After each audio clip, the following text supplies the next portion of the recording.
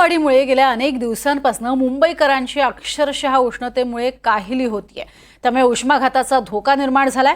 उष्माघात नियंत्रण आणि प्रतिबंधासाठी महानगरपालिकेने मात्र मार्गदर्शक अशा सूचना केल्यात।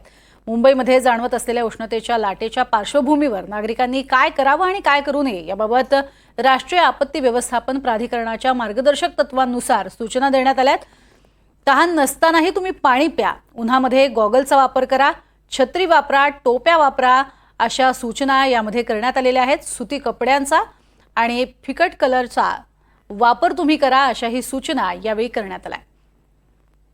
ग्राफिक्सच्या माध्यमातून पाहूयात उष्माघाताने होणारे गंभीर आजार टाळण्यासाठी काय उपाय आहेत।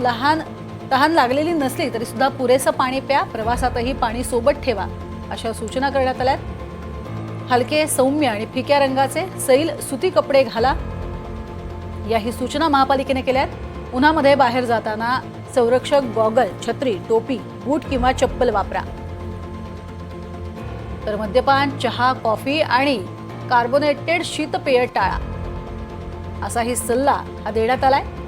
उच्च प्रथिनयुक्त अन्न टाळा आणि शिळं अन्न खाऊ नका ही देखील सूचना करण्यात आली आहे। तर बाहेर काम करताना टोपी, छत्रीचा वापर करा याही सूचना करण्यात आल्या। मोठ्या सुती कापडानं डोकं आणि चेहरा झाकून घ्या। डोक्यावरती, मानेवरती, चेहरा, हातपायांवरती ओलसर कापडही ठेवून द्या, ते वापरा अशाही सूचना करण्यात आलेल्या आहेत। अशक्त किंवा आजारी वाटत असल्यास ताबडतोब डॉक्टरांना भेटा।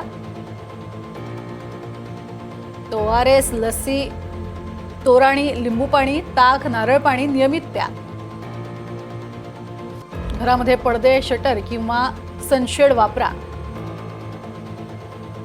तर वारंवार थंड पाण्याने आंघोळ करा अशाही सूचना या करण्यात आल्यात। मुंबईकरांना अर्थात ते शक्य आहे कारण मुंबईमध्ये पाण्याची तुलनेत वानवा कमी आहे। मात्र जनावरांनाही सावलीमध्ये ठेवा आणि त्यांना भरपूर पाणी द्या अशा सूचना करण्यात आल्या।